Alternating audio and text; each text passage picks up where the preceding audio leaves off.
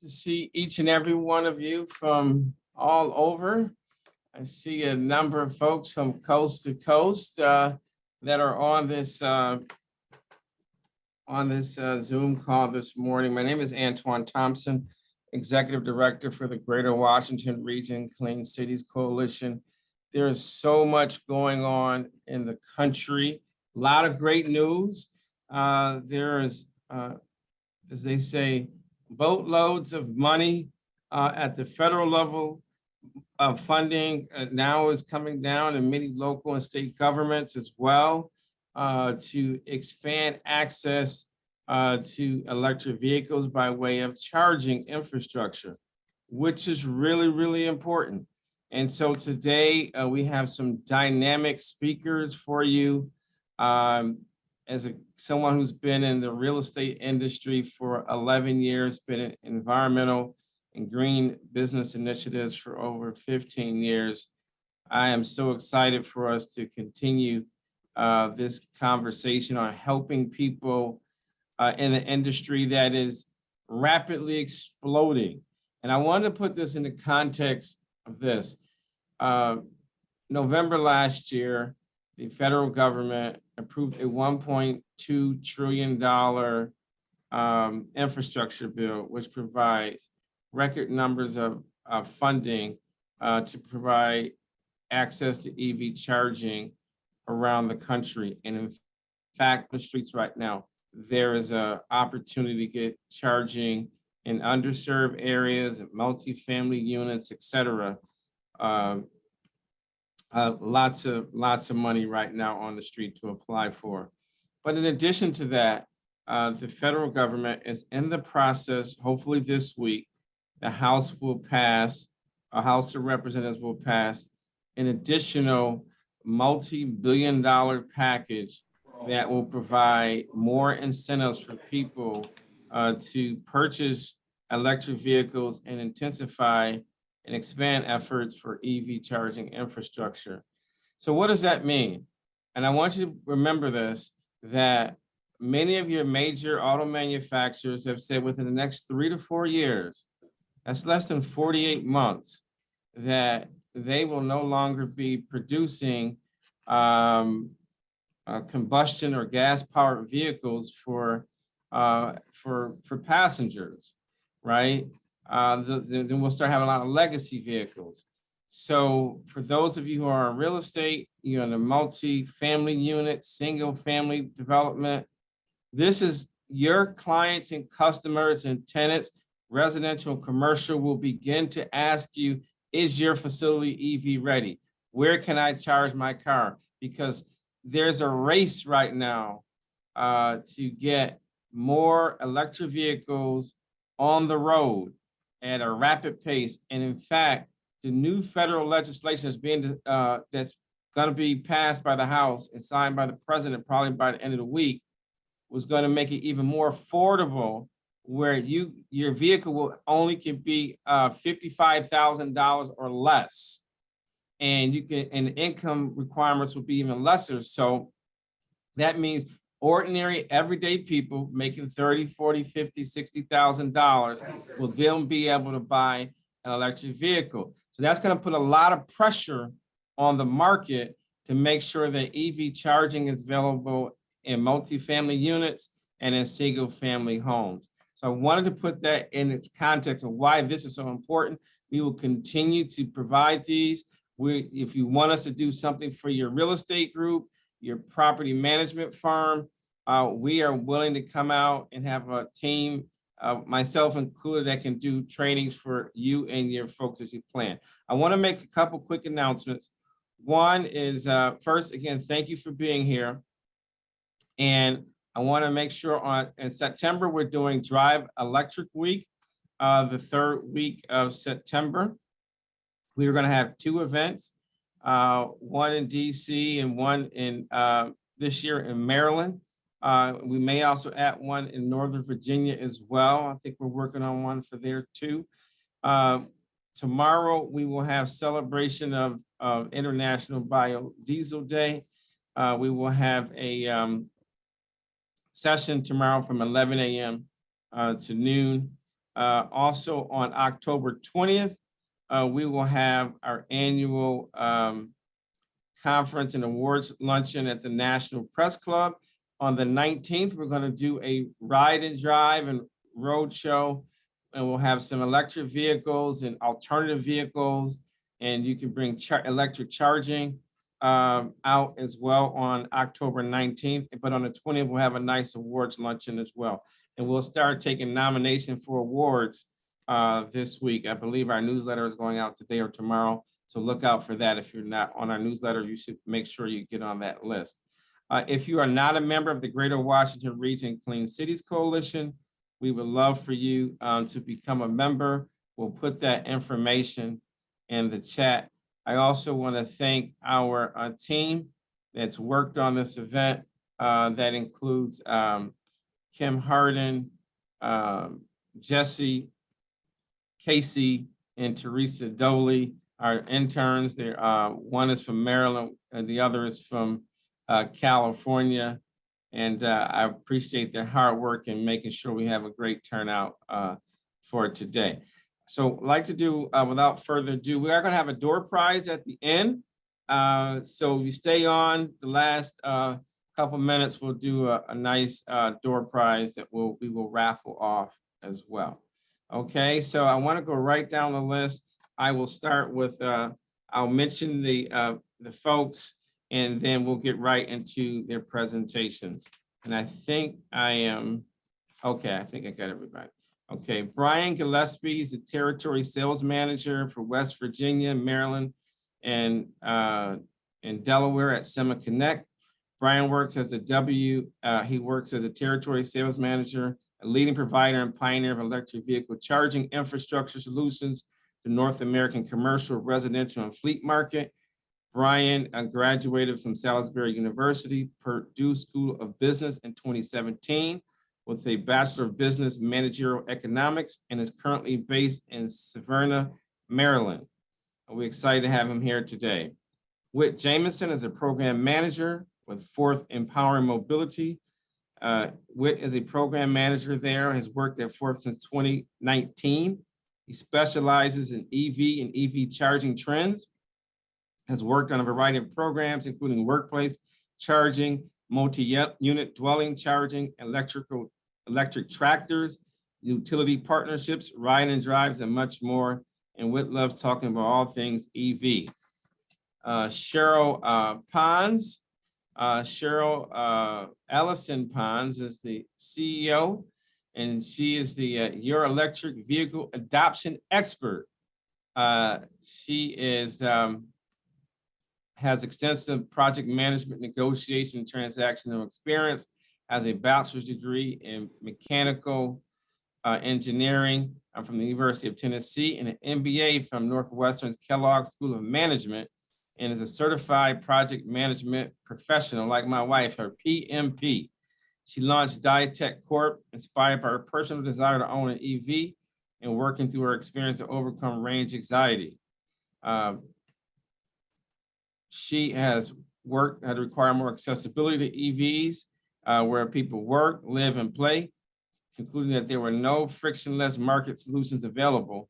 Cheryl began to create her own and courageously catapulted into the new era of electrified transportation. She's a member of Alpha Kappa Alpha Sorority Incorporated, is also a former Leadership New York City Fellow as well. And she has been very involved with acquisitions for school fleets for the DC Department of Transportation, Circulator Bus, and many other projects. Luis McDonald is the president of AutoFlex Fleet, GSA scheduled fleet contractor with over 25 years experience. He was incorporated in 1987 in Maryland, certified as a minority disabled veteran-owned business. He is a charter member of GWR-CCC and also a member of our board of directors, and he has been doing EV installation for over 20 years as well. So I think I got all of our folks, and let's get ready to rock and roll. So this is some great information. I'm glad to see so many folks on. We're going to kick it off with Whit Jamison, who's going to kind of level set everything and really talk about the multifamily strategy and some of the great opportunities that exist. Whit, the floor is yours. Hey, I do have some slides if those can pop up. Try to keep them pretty short though.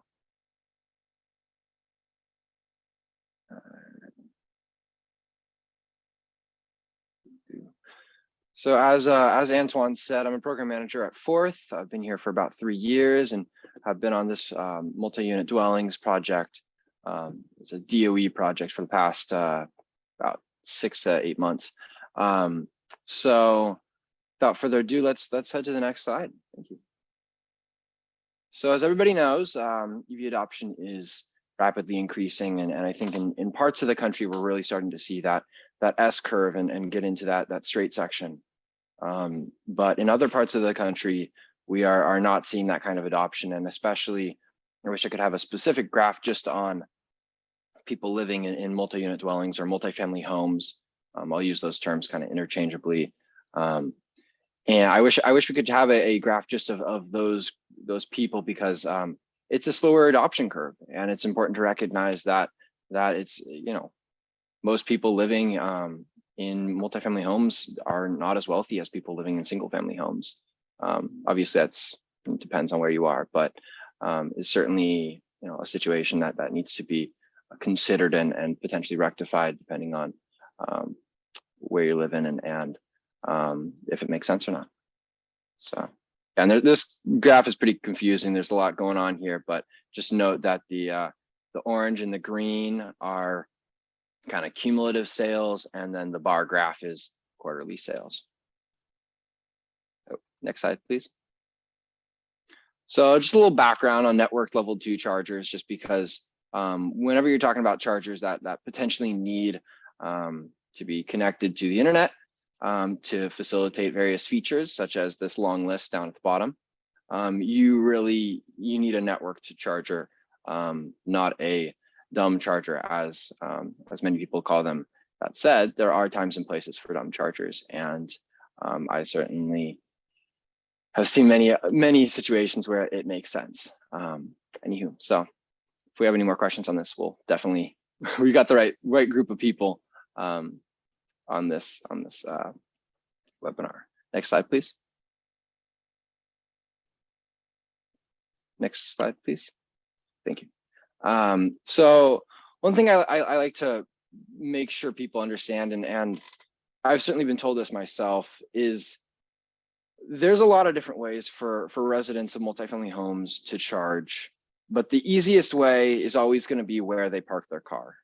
And I think that's the big value. One of the big value adds is, you know, having your charger right next to where you park your car and paying residential rates. Those two things combined give you basically the same driving and charging experience as someone who's living in a single family home. And for most multifamily home residents, that's not the case unless you have a specific setup. So it's important to recognize that those two aspects of multifamily home charging, or rather charging in general, are the key to a seamless and significant cost savings as well. There's some interesting statistics on the left side, but definitely if you're a multifamily home property manager or something like that, you probably are already seeing people are interested in this technology right now, let alone in a couple of years. Next slide, please. So one of the first parts of this project delved into, and again, this is a 3-year DOE funded project. We're in our last year and doing a lot of outreach right now. But in the first year, the team really dove into the barriers and identifying those barriers and kind of cataloging them. And this is kind of the high level. I think for each one of these descriptions, it hides 2 or 3 different sub barriers really, or even more.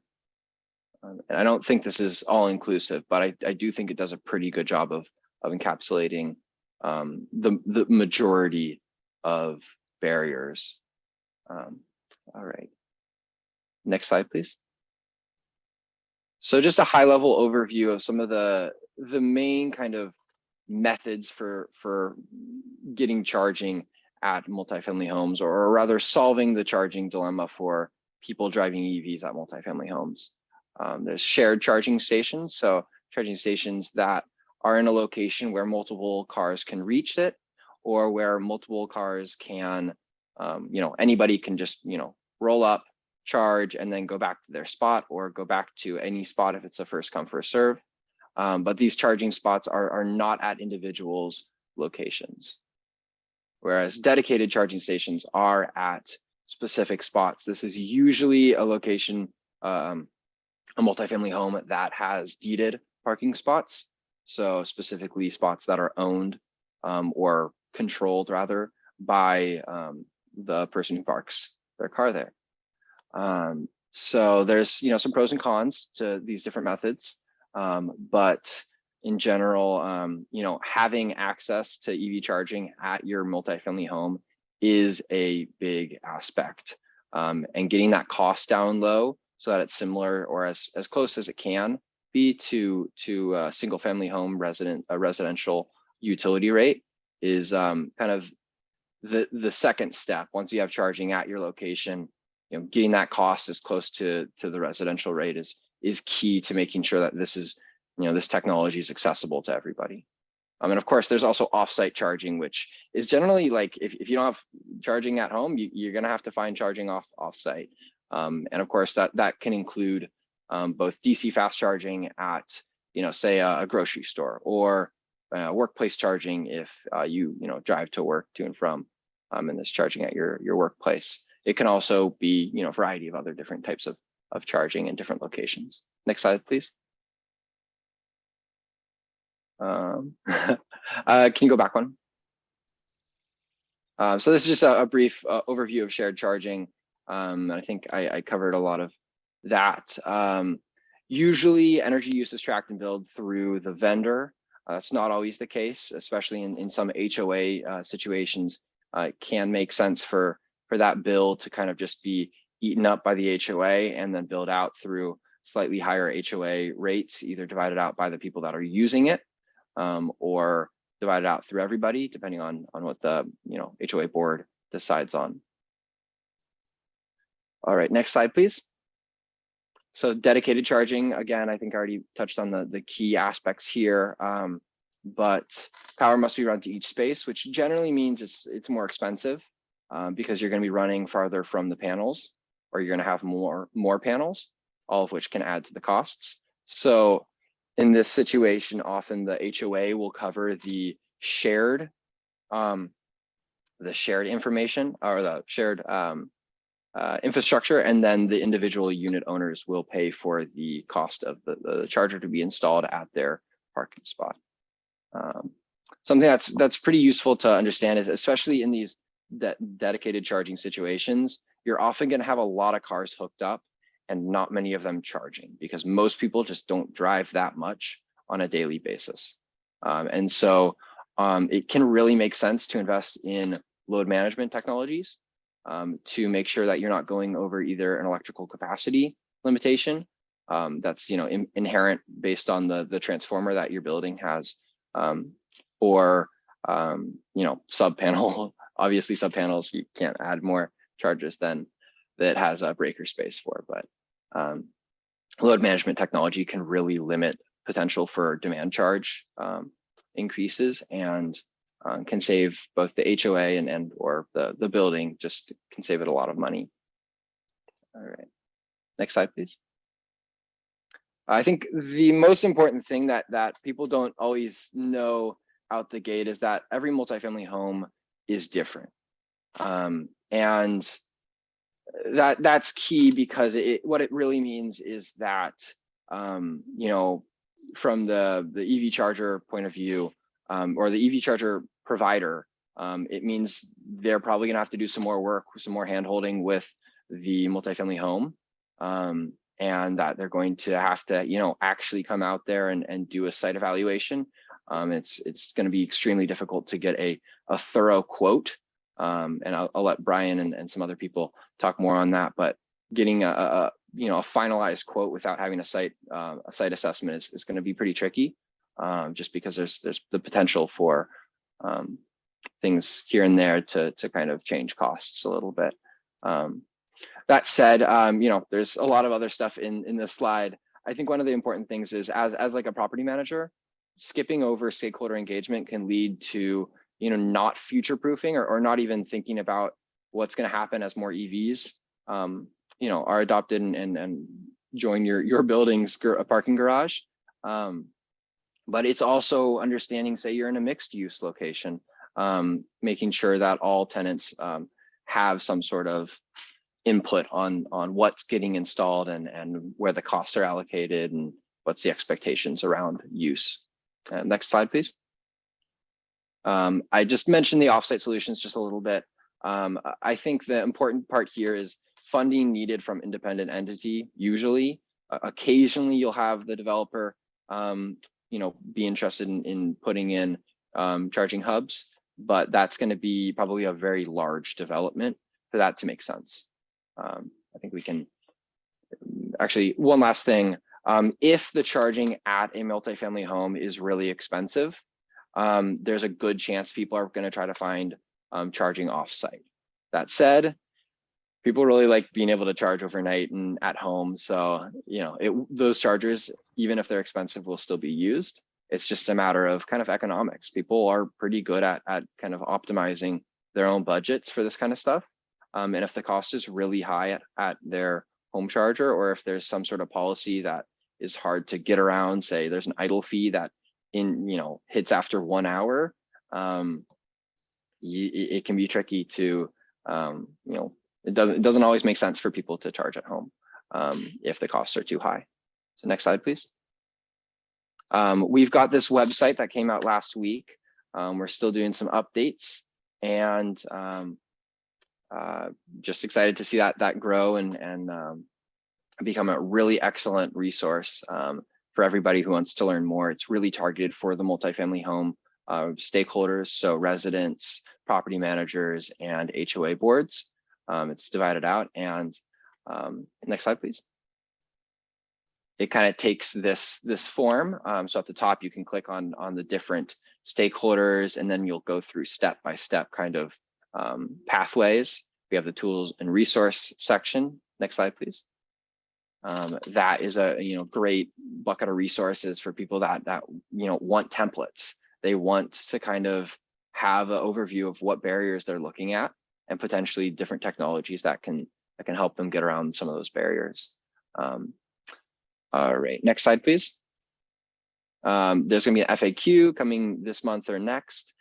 So if you have any questions on that website, definitely send them to us, and my email will be in the next slide. But feel free to send them to me, and we will try to make sure that they're discussed by the team and potentially added to the website. All right, next slide. All right, there's my email, and I'll turn it back over to you, Antoine, and next speaker. Thank you. And we already got a couple questions in the chat, so we're going to try to move quickly so we can have a conversation with folks. But as Whit indicated, there is a rapidly growing demand for electric vehicles. They cannot keep them on the lot right now. There is a backlog, and over between now and the spring, there is going to be a massive infusion of electric vehicles on the street. So you want to make sure that you're positioning yourself to be ahead of the curve. If you're doing a renovation or a new development, try to get the EV ready for your building on the front end as opposed to on the back end. And there are a lot of state and federal grants, and we'll talk about that shortly. I want to go next to Brian Gillespie from SemaConnect, and then we'll go to Cheryl Pons to talk about someone who actually installs these, and then we'll go to Louise McDonald. So Brian? Yes, thank you, Antoine, and good morning, everyone. My name is Brian Gillespie. I'm the Territory Sales Manager at SemaConnect for this region. I cover specifically Delaware, Maryland, and West Virginia, but I also happy to help out with DC, Virginia folks who need EV charging installed at their apartments and condos.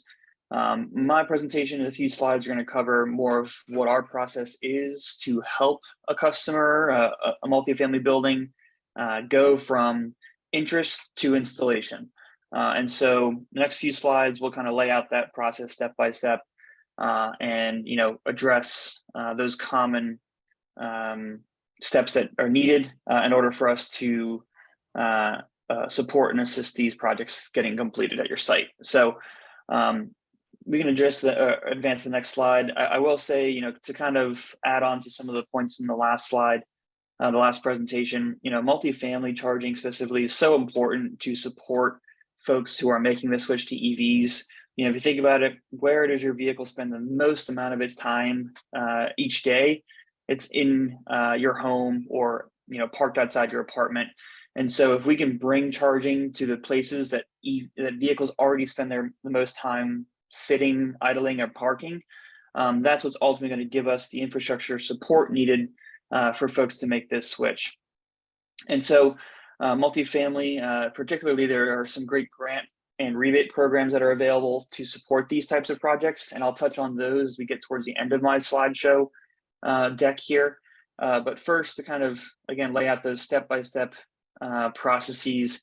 If we are approached by a customer, or if we are engaged with a customer, usually a property management company who oversees an apartment complex or a condo building, first step is really to just ensure this is the right thing for your property. In most cases, it is. It was alluded to a bit in the last presentation as well, but something we certainly encourage for multifamily locations is, if you haven't talked to your residents about EV charging, about whether they're interested in it, we encourage you to do so.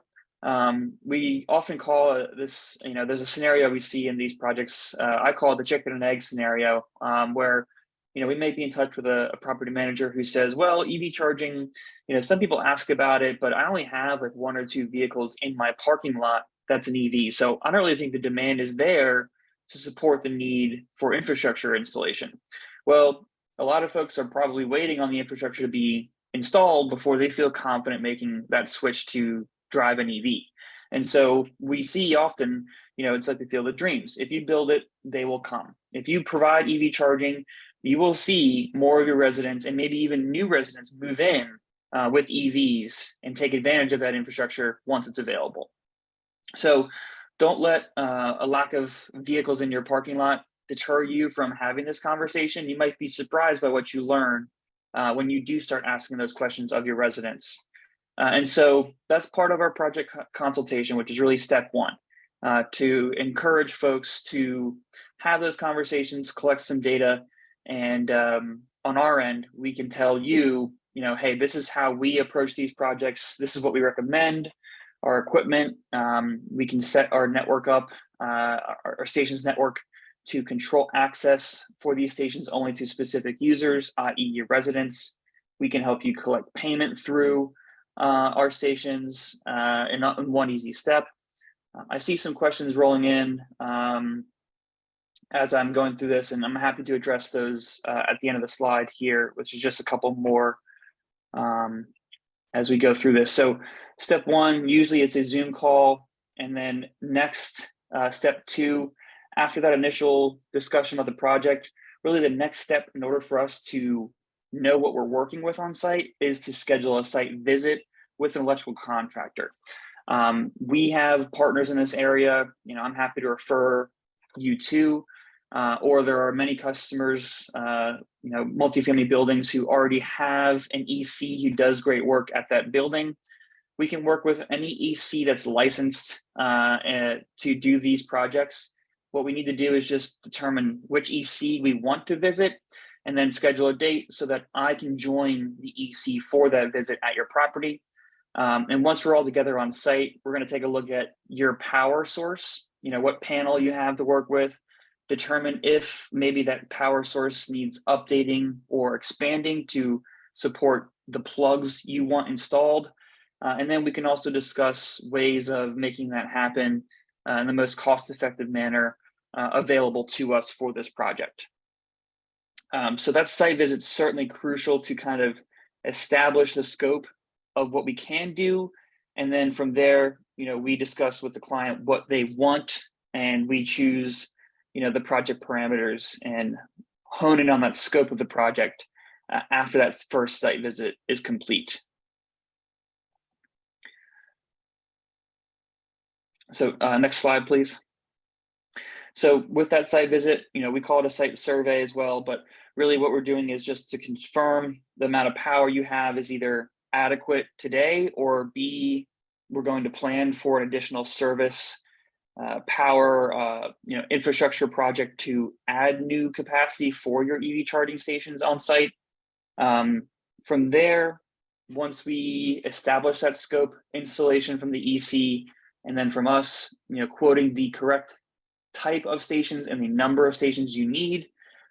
Those two quotes, installation from the EC, equipment from our side, you take that to your management, your ownership, and get approval to proceed with the project. With that approval, then normally the EC has to go and apply for permits to get this project done. Some projects or some jurisdictions also require engineering drawings for the work that's being performed on these projects. So that's part of the approval process, is determining what steps is needed to start the work on site. Then once we get those items out of the way, on our end, our equipment can be ordered and delivered within about 4 weeks. We've been able to maintain a pretty consistent lead time. Based here in Maryland as well, offers some unique advantages. Our equipment can even be picked up from our warehouse in Upper Marlboro. So we can get your equipment to you pretty quickly. Then it's a matter of getting the electrical equipment, sometimes transformers or panels, switch gears needed. And that right now could be a mixed bag regarding when that equipment can be procured and scheduled to be installed for these projects. But generally speaking, once we get that approval, moving forward into a schedule for getting this installation done, generally we see these projects go from breaking ground, starting the work on site, to getting that work done within about a couple of weeks, once those approval processes and permits are all handled. So from there, with that installation process taking place, the EC is running power from your source to your parking spaces. They're actually also installing our hardware.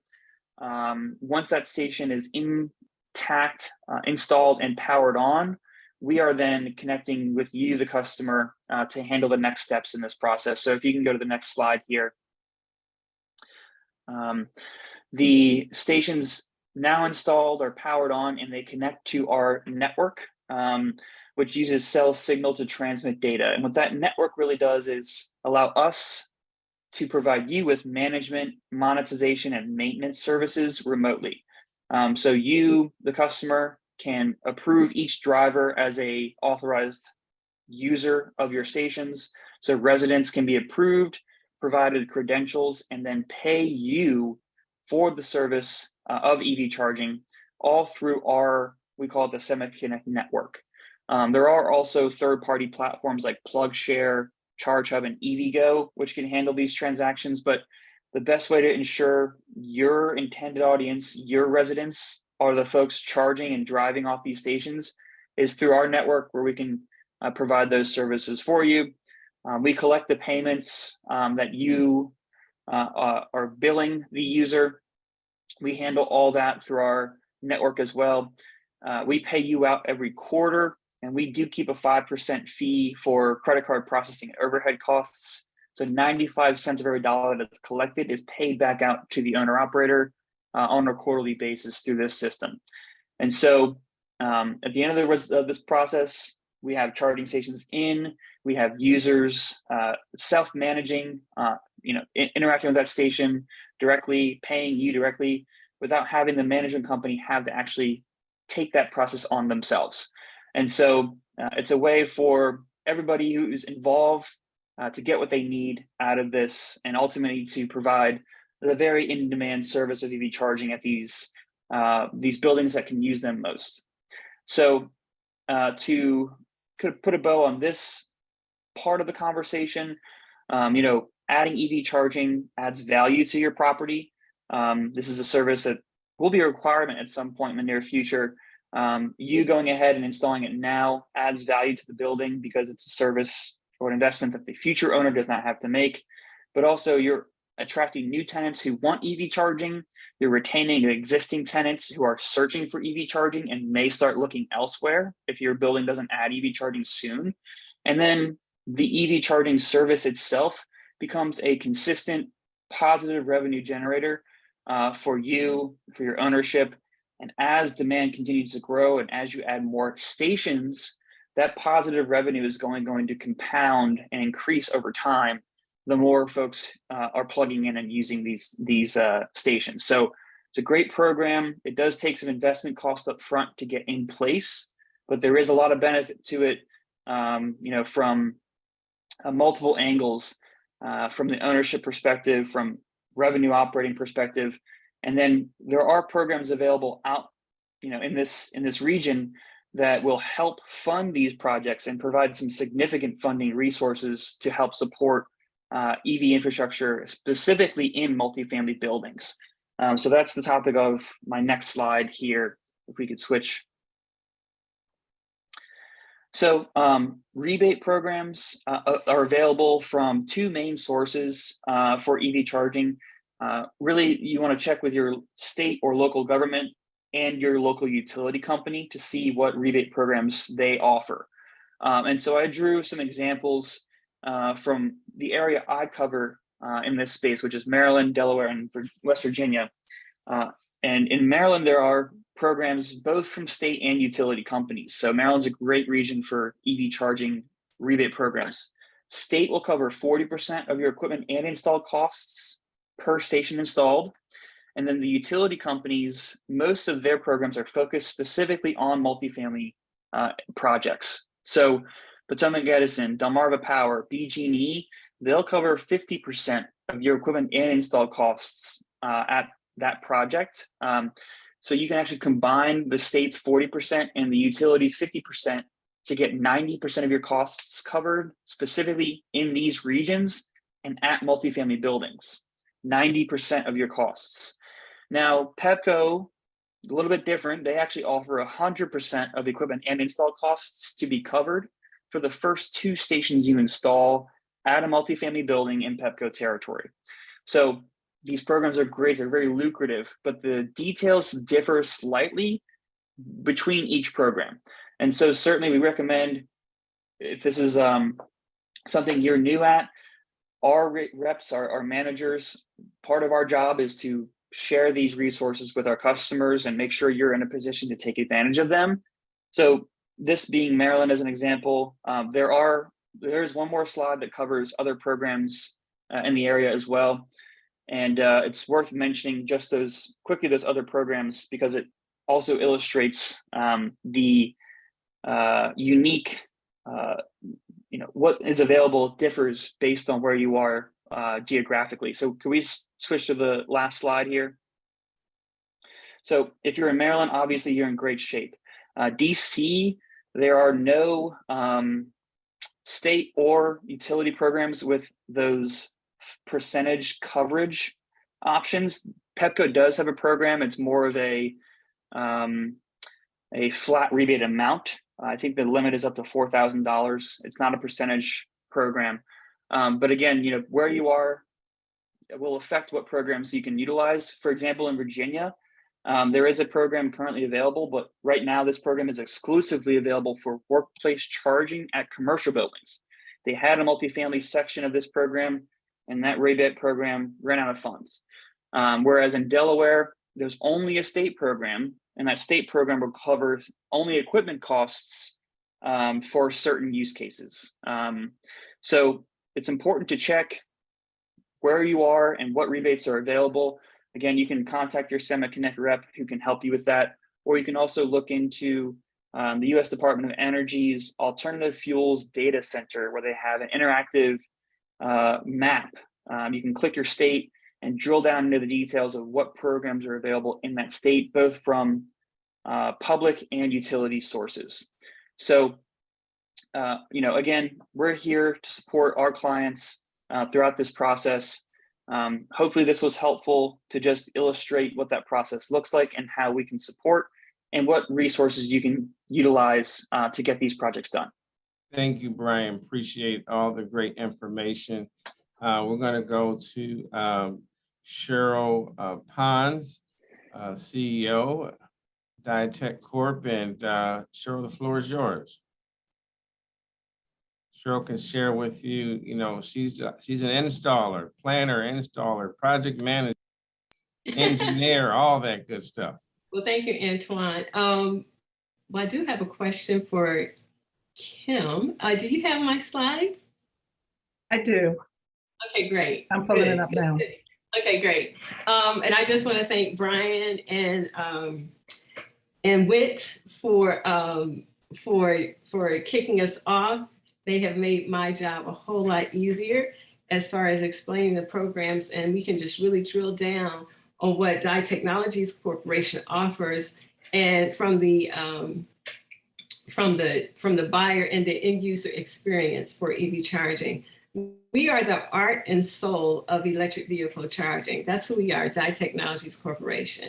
And we say art is because it is the solutions. We are solutions oriented business. No two electric vehicle charging station programs are exact. It will take some creativity. It will take some brainstorming as to the best way to solve the problem at a particular site. With regards to the soul of EV charging, it's pretty much the same across the board. You are pulling power from somewhere to the grid and you're delivering it through a bunch of electric equipment, whether it's a transformer, a switch gear, the circuit panel, running through the conduit to the electric vehicle charging station to offer power and whatever features that you want activated at the charging station. So that's why we are the art and soul of electric vehicle charging, because we address those specific needs of the customer. May I have the next slide, please? Okay, so who we are. You've heard my resume, my background, and I'll give you an update, Antoine. I changed it a little bit. People always ask me how I got in this business. Well, I've been trained to be a systems engineer years ago. And what does that mean? I worked in manufacturing, military avionics, and also the chemical industry. Basically, back in the day, before IT took over, systems engineer was a person who was trained to put different types of raw materials. You work with the designer of the end product, raw materials together. You mixed it, you heated it up, you pressed it, and you cut it up, or you assembled it and you delivered the end product. Well, there's a whole bunch of equipment and machinery that's required in order to do that. And my skill set was identifying the equipment that was required and laying it out on a production line, and so that we could actually make the end product. So back in the day, that's what a systems engineer did. And so I've been able to leverage that experience and that skill set to start a business in the space of electrification of transportation. I do have an MBA, lead certified project manager. But the most important thing I think about me in this industry is that I've always had a passion for sustainability. And it started off with an 8th grade science project where I entered a school science fair and built a solar thermal unit to demonstrate heating up. You can use the sun to create a warm environment for your home. And that really started the whole thing. And as a result, I ended up in college. I was supposed to study solar energy engineering, and the funds dried up. So I continued on to get a degree in mechanical engineering. But I've always been the person in my family, in my community, who's down, who's always evangelizing why we need to recycle, why we need to use less water, why we need electric vehicles. And for me, it's always been practical. I'm sitting in a parking lot, sitting in the line at Costco, asking myself, why are we still using gasoline to fuel our cars? This is 100-year-old technology. It's time for something new. And so those are the sort of things that got me excited about the EV industry. I am a member of ACORE, an accelerate member that is the American Council on Renewable Energy. I just received an BGE Energizing Business Grant, and I've just graduated from the Clark Strategic Partnership Program. Next slide.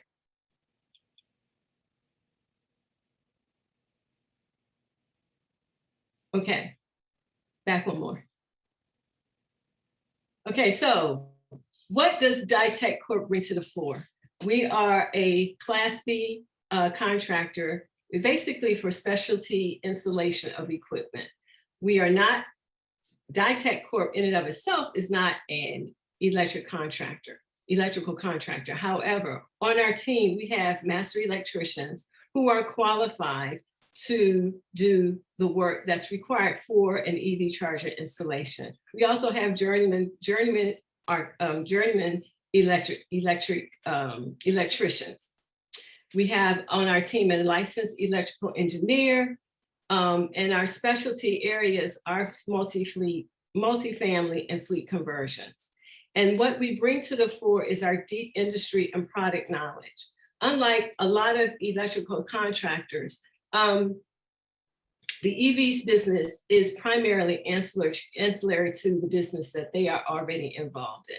And a lot of times, I'm not gonna say all the time, a lot of times their interest is installing the charging station, not so much the holistic solution that would be ideal for your multifamily development. And that's really important to know, because when you're dealing with multifamily developments, especially with condominiums, townhouse developments, and cooperatives, there is some sort of homeowners association that requires some socialization and engagement to not only sell them on the EV charging program, but most importantly, educate them about the EV charging programs. And so Dytech Corp, we are prepared to do that. The other thing that's really important about working with an installer that specializes in this area is because right now we are not brand exclusive. We have relationships with a number of EV charging manufacturers, including SemaConnect, who just presented, and we look to find the best solution for your particular site or your property and your development. And also the folks or the constituents, of the property manager, which would be the residents in that particular location. Okay, as far as our capabilities, these are just some pictures of some of the work that we've done, demonstrating installation, not only for commercial installations, but also residential, and also evaluating sites. And most of the work usually starts with a phone call or discovery call with the site host representative. And sometimes that's the HOA, that could be the property or asset manager. We have a conversation about the site, who's living there, give us some information about the background of the development. Are we talking about new construction? Is it a refresh, or is it a pure retrofit of the EV charging stations? And all of those things are very, very important, because they will have an effect or impact on your scope of work, thus the end pricing that will be included in your proposal. Okay, next slide, please. Okay, these are some other pictures from other projects that we've worked on, like I said, for residential as well as commercial and multifamily developments. In some situations, you can go to the next slide, Kim. In some situations, we act as let me say this, the way we approach our projects are not always the same, okay? Design build, we have a design build approach for existing host sites. And those are what we call retrofits. So if you're looking to install your EV charging program in a site, and you're basically, everything else is going to be the same. You're not moving any walls, you're not doing any major renovations. That is a retrofit. And so we approach that from a design build standpoint, because many times you have to go all the way back to what I call the grid, usually the transformer, and upgrade some of the electrical equipment, possibly, as well as the circuit panel before you can install the EV charging station. So we like to do in-depth assessment of that. And then, well, the reason why we have our electrical engineer in place is because there may be some design work that's required, okay? That's a part of that upgrade. And it needs to be stamped by a qualified professional engineer. Now, even after we do that, we look to our master electrician to obtain the permit from the local,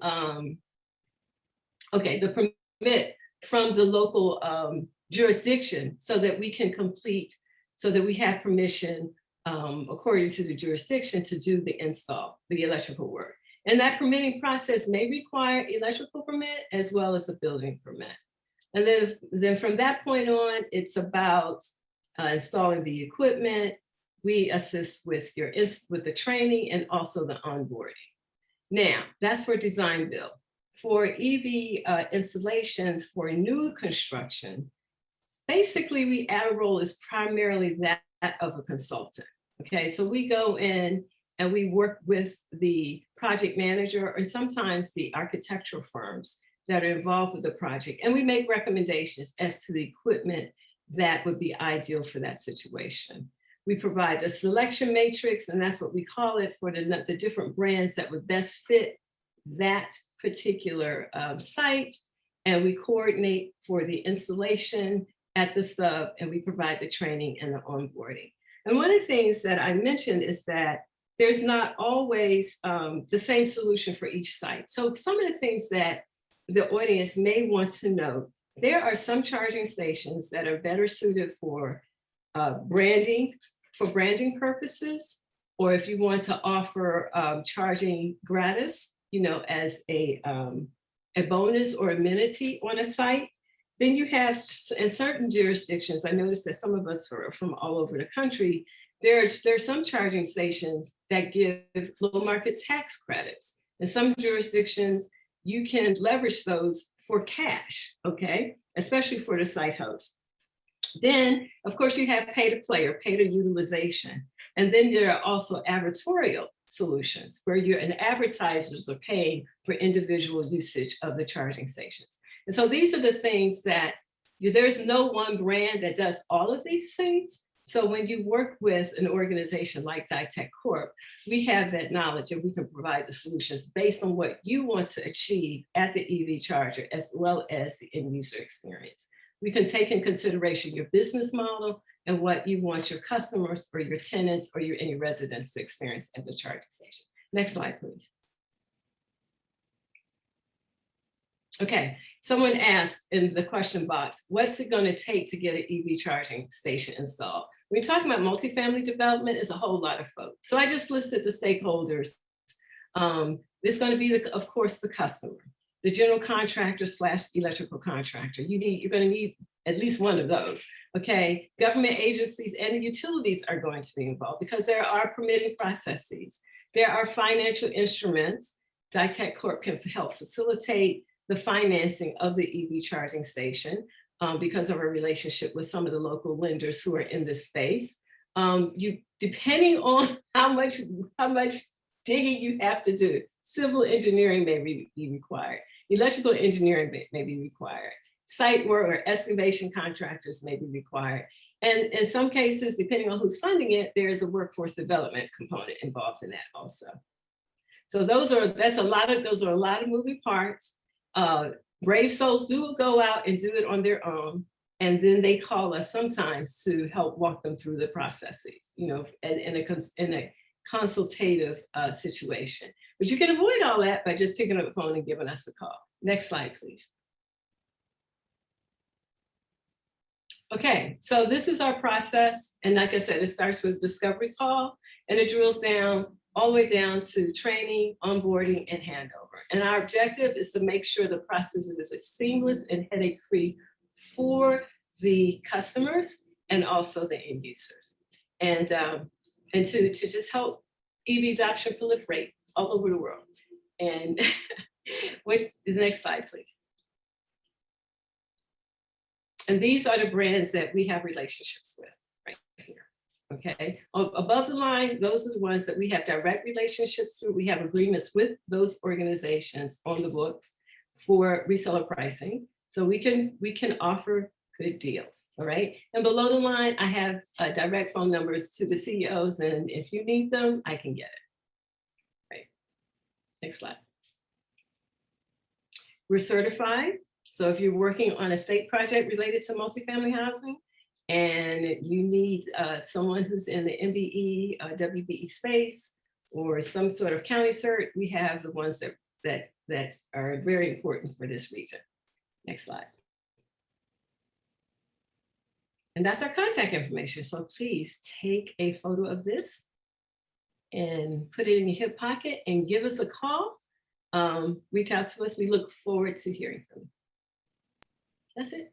All right, well, thank you, Cheryl. A lot of great information. I know we're bumping up on that 12 o'clock time, but I want to go to the guy who's been installing EVs for federal contracts for 20 years. Luis McDonald with AutoFlex Fleet. Luis is a partner on, he's one of our vendors on the Mid-Atlantic Electrification Project. For those of you who are not aware, we'll put it in the chat.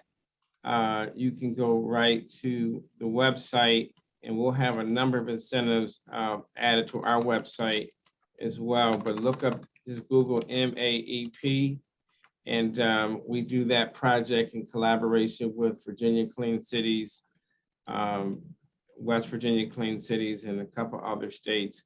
And we have to put up over 300 chargers over the next 2 years. But Luis, you want to just talk about the program and how you're working with some of the apartment owners, right?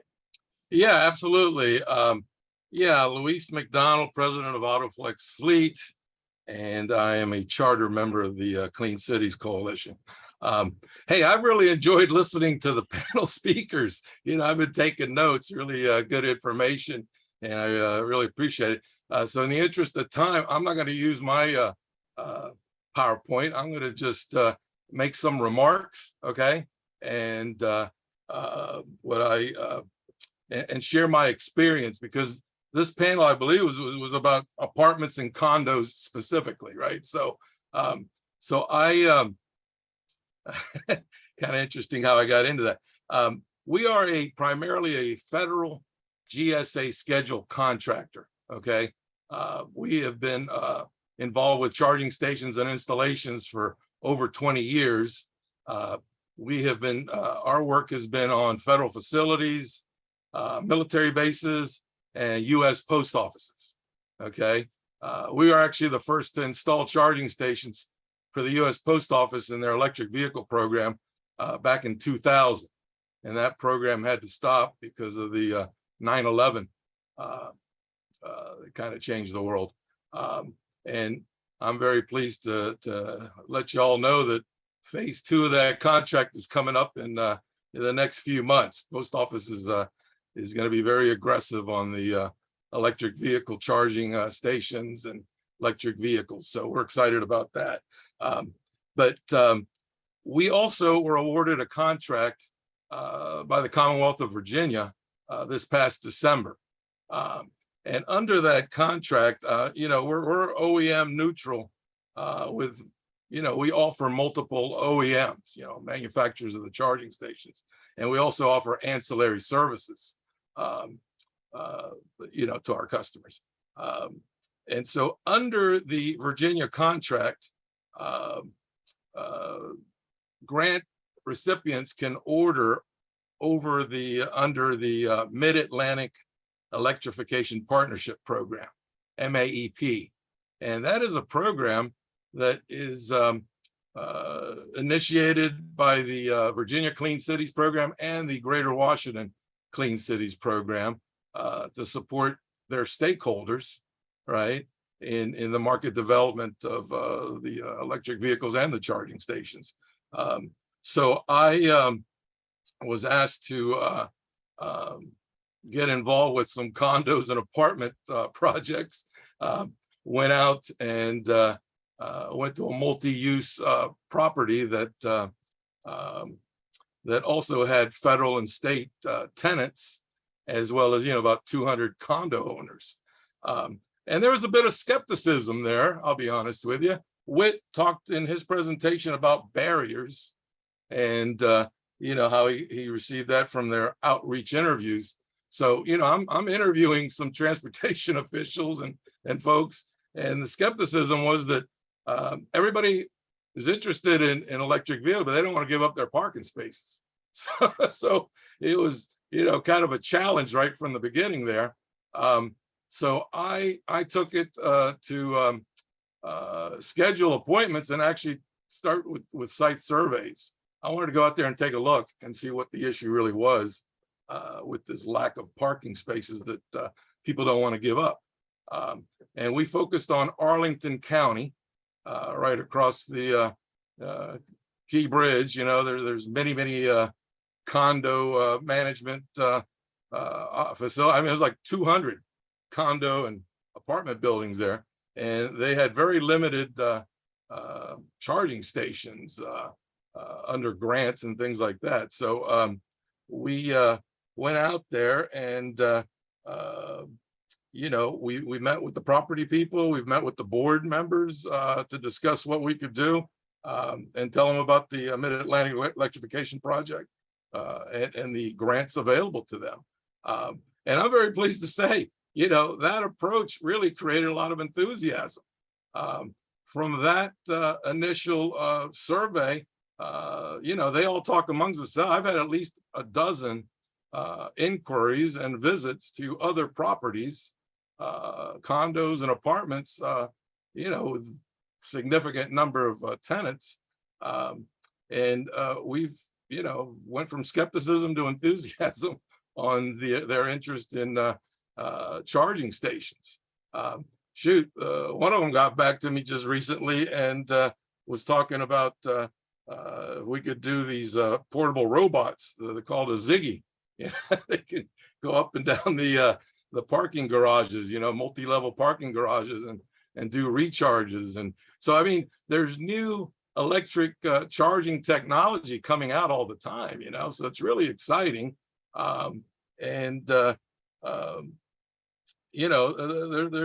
some really good opportunities moving forward. The future is now with the Clean Cities program and the new legislation that just got passed.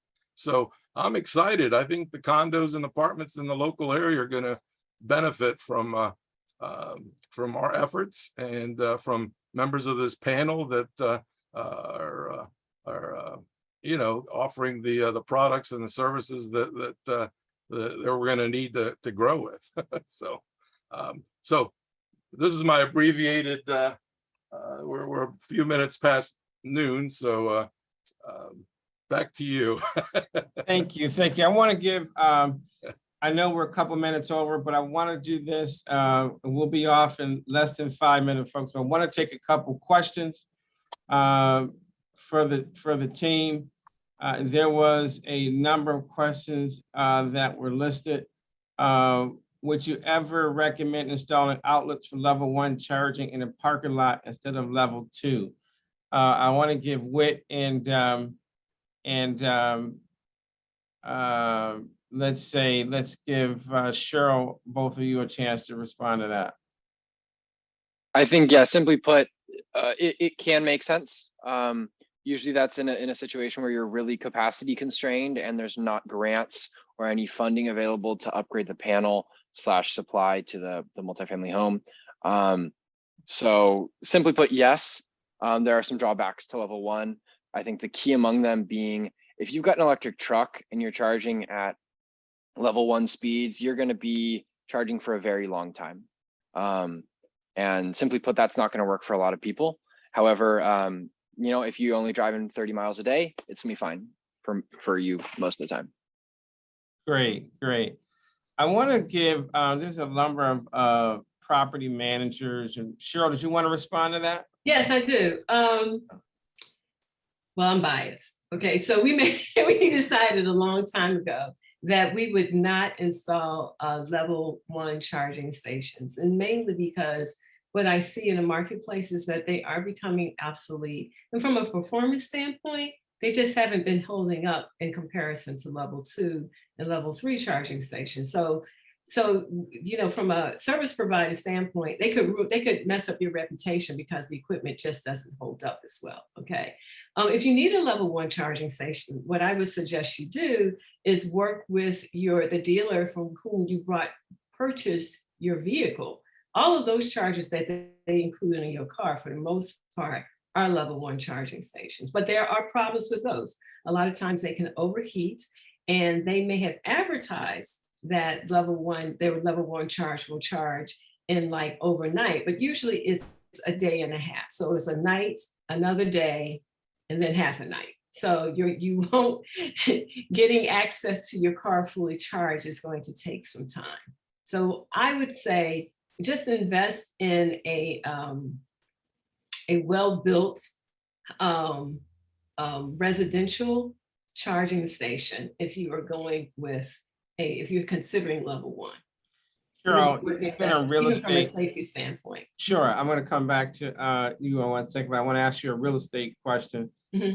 and developer question for the developers. But Luis, you wanted to chime in on that? Well, on level 1, I just wanted to emphasize the application. Okay, everybody's talking about the vehicle, etc. Actually, I had a low-speed vehicle dealership at one time. They were street legal golf carts, essentially. Global Electric Motor Cars. It was a division of Chrysler, and so I was a dealer there for several years. And those were level 1 charging. So I did do quite a bit of level 1 charging for universities and governments, etc. So it comes down to the application, right? Now that we're going into street legal vehicles that are light, medium, and heavy duty, you don't want to use level 1 for that. That's for sure. And I just wanted to chime that in. All right, thank you. Last thing I wanted to mention before I go to Cheryl for the last question. You had some friendly advice when purchasing chargers for your multi-unit dwelling. They should do what now? Look at the charger and find the certification. That's what I tell everybody when they're looking for a L1 or a level 1 or level 2 charger. Just make sure it's been tested and checked, and that'll dramatically reduce the chance of it having problems. And make sure you get a good vendor too, right? I mean, a good installer and a good vendor. Exactly. So that's well, I was just thinking for like a simple cord, but especially when you go for a networked charger, yeah, don't be messing around with chargers that aren't certified. cool. Cheryl, you've been in real estate as well. What would you say? We talked earlier about, Brian talked about this increases the property value. Mhm. Luis talked about this is the wave. Mhm. People are asking for it. Someone talked about chicken or egg. Right. What tip would you say to real estate agents, brokers, and developers about this current market opportunity? People are always looking for places to Right. install these things, right? Right. I mean, there's a whole market for helping these charging companies find locations for chargers, right? That's a whole ecosystem unto itself. Any free advice for all the real estate folks who are property managers, agents, and brokers on the thing? You got the last. Okay, so I'm going to say it's going to take a little more than our typical cost benefits model to justify the expense. That scenario will likely not work, okay? If you want your site to be you have electrification for transportation. What I think we would need to do is take a look out into the future and see and determine whether or not, what sort of tenant, what sort of condo owner or homeowner do you want to attract to your development? Because those who are looking for the amenities that are meaningful to them, they are also right now looking for their next vehicle. And many of them are looking at electric vehicles, and they will scratch your development, no matter how beautiful it is, no matter how many other amenities that you're offering, you will get scratched off the list just because you don't have any charging capability, or there's no conversation around the development about in adopting the technology into the development. So my recommendation is to start now. Reach out to an organization like Dye Technologies Corporation or AutoFlex or even Forth, and use the tools that are available so you can get educated about electric vehicle adoption. And then you can start getting some ideas and designing what the ideal solution is for your site, and start building a budget for it. And that's what it's going to require. Whether there are incentives or not, all of the incentives would usually require you to spend money up front and be reimbursed. So you're going to need a budget. So get the budget and be prepared, and then have an exciting time getting your new technology installed on your site. Thank you. I want to thank Cheryl. I'm going to do a quick raffle. Thank you. Let's give a virtual hand clap to all of our presenters today. I wanted to say, before we wrap up, we're going to take, if you, Kim, put the email in the chat, info@gwrccc.org. If you can, and our prize today will be a gift certificate. Where are we giving a gift certificate to, Kim? Let's do Panera. All right, we'll give a $25 gift certificate to the person that can guess, the name of the two closest states that administer the Mid-Atlantic Electrification Project. The first person to put that in the chat will get that as $25 gift card. You got to get two. All right. Okay. Delaware and Maryland, VA and Maryland are the two closest states. And so Scott Pomeroy is the winner. All right. VA, Maryland, DC. Yes, those are the two closest states. So Scott Pomeroy is the winner. Put his name in the chat. He will be the winner of the prize. I want to just end by saying this. For all of the folks who are in real estate, property management, remember this. It was years ago we had fire burn. We would we would try to heat our place with a fire, wood burning fireplaces. We had radiator heat, and then now we have gas power heat, and then we have solar to heat our buildings. Right? We had rotary phones, then we had cordless phones. Now we all have mobile phones. And remember we had pay phones. Don't be the property manager or the developer that has those outdated amenities and then wonder why you don't get the best clients and the best opportunity. So thank you all for being here. I want to thank again our team.